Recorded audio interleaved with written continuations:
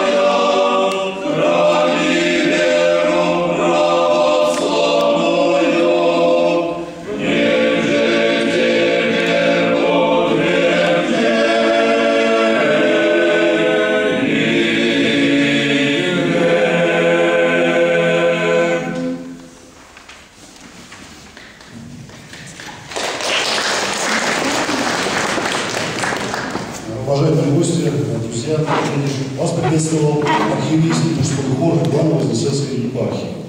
Еще раз давайте поаплодируем. Мы рады приветствовать вас в нашем белом зале. Видите, у нас события очень активно развиваются. Многие из вас были совсем недавно в презентации нашего издания. Сейчас мы вас пригласили участвовать в презентации специального номера вестника реставрации музейных предметов. Есть номер, посвящен реставрации одного предмета. Хоругвь 18 столетия. Ну, они более подробно расскажут коллеги-реставраторы и Регубин Герман. И надо сказать, что мы решили превратить презентацию этого журнала, этого сборника нечто большее. Мы решили показать и сам предмет, и элемент реставрационной работы, и показать, насколько это все было сложно. Ну, сам факт того, что реставрация продолжалась почти 6 лет, наверное, о многом уже говорит.